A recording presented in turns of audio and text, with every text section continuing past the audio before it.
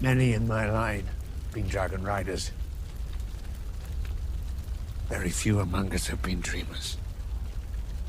At a recent premiere event for House of the Dragon, there was a very brief shot of an open book on the history of the Targaryens going back to the Doom of Valyria, which gave astute viewers some very interesting new information as it pertains to the last remaining family of Dragon Lords. In this shot, we learn that Daenys the Dreamer, the savior of the Targaryen family, had also claimed the dragon Balerion the very same night she had her fateful dream. Balerion, later known as the Black Dread, who was the mount of Aegon the Conqueror, was the last living dragon to come from Old Valyria, and was the largest, most powerful, and fearsome dragon who ever lived. But when Daenys claimed him, he was no larger than a horse. In real-world mythology, prophetic women, or dreamers, are often associated with the art of weaving. Interestingly, Season 2 of House of the Dragon features a new introduction sequence, which now shows the history of the Targaryen family in the form of a woven tapestry. It takes us back to Valyria and follows the family as they evacuate their homelands and migrate to Dragonstone, the furthest western outpost of the Valyrian Empire. The earliest scenes woven into the tapestry display a man kneeling before a dragon, with another man stabbing him in the back, and then it shifts to a woman holding another woman who is sleeping or dead. These woven scenes coincide with what is written in the book which tells of Daenys' dream. Though the script is not entirely legible, let's read through what we can make out of the record. Of court and council, fighting and falling in an endless and oft savage scheme for dominance, rivals saw their fight as an act of surrender, as cowardice. But then Lord Aenar's maiden daughter Daenys, known forever after as Daenys the Dreamer, foresaw the destruction of Valyria by fire. What isn't widely known, however, is that Daenys had claimed Balerion, at that time no larger than a horse, the night before her fateful dream. When the doom came 12 years later, the Targaryens were the only survivors. Elaena tossed coins to merchants and seamstresses as if they were plentiful. Fixated on perception, she blamed her troubles on her husband. If she wanted something, be it a new dress, a jade tiara, or an emerald ring, she would have it. Let us go back to that fateful day when Daenys awoke in her gilded bedchamber shaking. Running swiftly to her mother Elaena, she spoke of what she had seen. Elaena Targaryen, it must be said, was a dour and gloomy woman. Her family's fall from dominance vexed and angered her, but instead, Elaena tossed gold coins as if they were plentiful. The Targaryens are remembered in history as a lesser noble house from Valyria, but Daenys' dream is what saved the family from the doom. The Targaryens had fallen from dominance in what seems to be a failed scheme amongst the higher lords or archons of Valyria. Daenys' mother, Elaena, holds her father Aenar responsible, but when we consider Elaena's behavior when combined with the knowledge of Daenys' dream, it appears she believes her daughter. She spends their coin on merchants and seamstresses, buying herself the finest jewels and dresses, without concern for the cost of it all. Good for her. It's the end of the world as she knows it, so why not? The tapestry in the intro to the show features a man kneeling before a dragon, with a man's face, is kind of what I saw, with another man approaching from behind with a knife. So this seems to be some sort of blood betrayal that Aenar was involved with, stabbing someone in the back. The tapestry then shifts to a woman, holding another woman in her lap, which must be Daenys and her mother, Elaena. From there, the tapestry shifts to the destruction of Valyria, followed by the flight of 3 dragons. The dragon who leads them is Balerion, ridden by Aegon the Conqueror, and followed by his sister wives on Meraxes and Vhagar. Interestingly, these 3 dragons are visual parallels to Daenerys' dragons, Drogon, Viserion, and Rhaegal. The dragons flying with the Targaryens are black, white, and green, which match the colors of Dany's dragons, and both Aegon and Daenerys ride the black dragons in their respective trinities. So right away, this information draws striking connections to Daenerys Targaryen and her 3 dragons. But we are only scratching the surface of the revelations in the Prince That Was Promised prophecy that comes with this information. Balerion had a total of 5 riders from the Targaryen family: Daenys, Aegon the Conqueror, Maegor, Aerea, and Viserys. Of those 5, 3 are confirmed to be dragon dreamers. Daenys' dream saved their family from the doom of Valyria, and their trust in that dream left them as the last remaining dragon lords in the known world. So the Targaryens hold their dreamers with the utmost value, because without them they would no longer exist. Aegon dreamt of a long winter which brought death from the bitter north. The only way to defeat it would be with a Targaryen ruling over the 7 kingdoms with their dragon, uniting Westeros to combat the coming darkness. Viserys had a dream of his own son seated on the Iron Throne, wearing the Conqueror's crown. He only had the dream once, and sought it for years afterward. His relentless obsession with the dream is what claimed Aemma's life. He named Rhaenyra his heir to reconcile his regret, but he did not know that he would later have many sons from his second wife, Alicent Hightower. So the question remains, were Maegor and Aerea Targaryen, the 3rd and 4th riders of Balerion, dreamers as well? Maegor is the second son of Aegon the Conqueror and his sister wife Visenya, and he doesn't have the greatest legacy. There are questions surrounding his birth, and he later defeated his nephew in battle to claim the Iron Throne. Maegor did not ride a dragon until after his father's death, when he claimed his father's mount Balerion.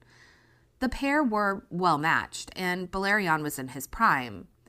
Maegor was a dragon, well and true, and he certainly pushed the boundaries for the acceptable societal norms in Westeros at the time. He married a Hightower as well, but she proved to be barren. And after 14 years of marriage, Maegor took a second wife, and later a third, and then later a 4th, 5th, and 6th. Maegor was fierce to every extent of the word, but his ultimate goal he was fixed upon was to make an heir. He had difficulties procreating, only producing the unfortunate byproduct of blood of the dragon. These dragon babies are malformed children who do not survive. Maegor could not produce a viable offspring to name as his heir. One of Maegor's wives was his niece, Rhaena, who was the widow of the nephew he had slaughtered, Prince Aegon, the eldest son of his late brother Aenys. Aegon and Rhaena had children of their own, twin daughters named Aerea and Rhaella. After Aegon's death, Rhaena and her daughters went into hiding from the king, but eventually Rhaena was brought forth and made to marry her uncle. Her daughters were also discovered, but Maegor did something unique. He named Aerea Targaryen his heir, until such a time as he could produce a son of his own. Maegor the Cruel named a girl as heir to the Iron Throne. So this could be evidence that Maegor was driven by something greater. He had nephews, but rather than naming one of them his heir, he disinherited them. So if he were motivated by the dream of a Targaryen on the Iron Throne, it was not distinctly a son, as Viserys saw in his own dream. Your Grace, forgive me, but your translation is not quite accurate. That noun has no gender in High Valyrian, so the proper translation for that prophecy would be the prince or princess who was promised will bring the dawn.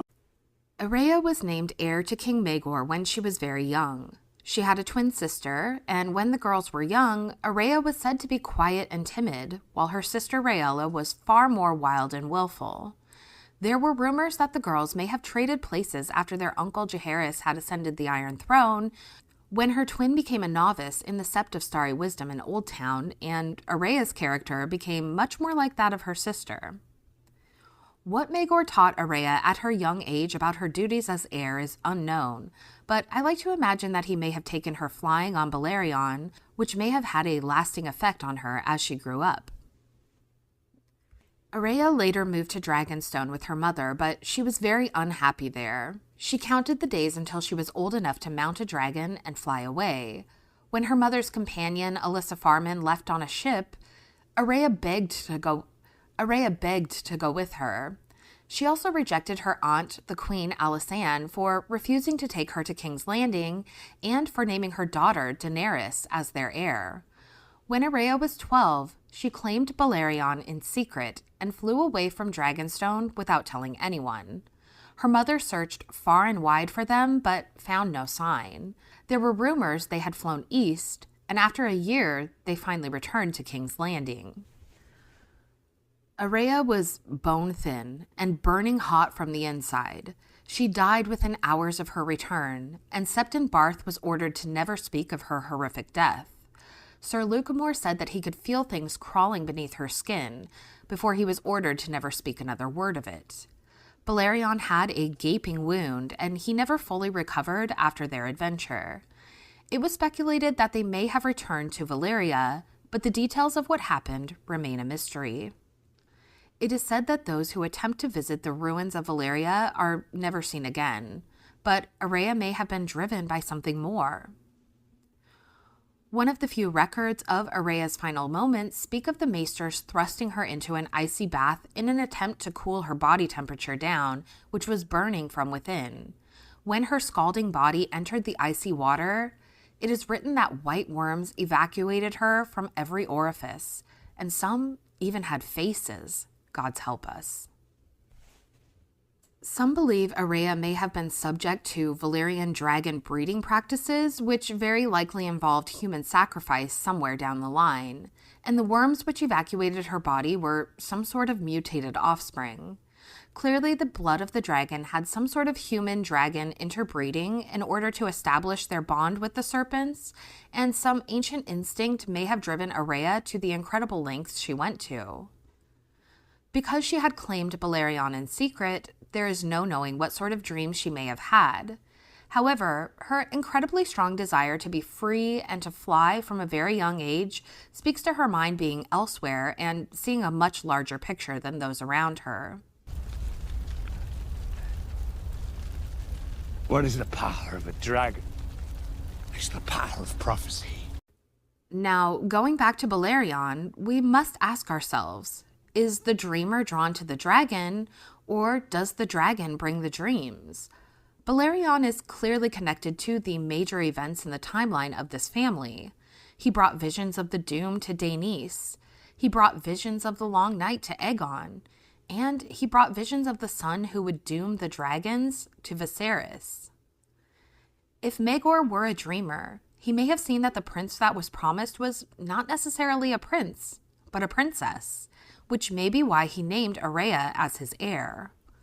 And if Aerea were too a dreamer, she may have seen the ancient magical recipe used to create the human-dragon blood bond, which brings forth the blood of the dragon, and used to strengthen the connection between the Targaryens and their dragons. Viserys only flew Balerion one time, and the dragon was so ancient that Viserys dared not even fly him to Dragonstone. So, he flew Balerion once, and he only ever had the one dream. He spent his life chasing the dragon, but the dream never returned. It seems that Balerion inspired the dreams in his riders, and the more they were in contact with the dragon, the stronger and more frequent their dreams were. Interestingly, Balerion is called the Black Dread. He is black in color, and his flames burn so hot that they are black as well. When he attacked Harrenhal, he flew high into the night sky and descended from above, an invisible force of death in the darkness. Black Dread harkens back to the dark of night. If Balerion inspired Aegon's dream of the long night and the coming darkness from the north, he is, in essence, a harbinger of the long night ushered from Valyria by Daenys herself. Black Dread is an allusion to a nightmare, and the dreams that the Targaryens so often receive are premonitions of terrible things to come, such as the Doom or the Dance of the Dragons. Dread and dream are even incredibly similar spellings, so we can see the manipulation of the words in Balerion's title and his purpose. Daenerys Stormborn experienced dragon dreams in her moments of weakness. She dreamt of black wings emerging from her body and the heat of flames cleansing and strengthening her. She dreamt of her brother in his black dragon armor, crusted with rubies. Daenerys dreamt of a black dragon who gave her strength and fortitude to transform herself into the princess that was promised, and into the savior of the Long Night, who fought from the back of her black dragon in the darkness. Drogon is the reincarnation of Balerion, the black dragon who leads the others and carries forth the prophecy of their ancestors. Daenerys became the mother of dragons, and Drogon was her weapon of fire cloaked in the black of night to save humanity, just as Aegon had foreseen in his own dreams centuries prior. But those are just my thoughts, so let me know yours in the comments below. Be sure to hit the like button and subscribe to the channel for more content like this. Thank you all so much for watching, and we'll see you in the next one. Bye! I saw it in a dream. As vivid as these flames, I saw it. Dracarys.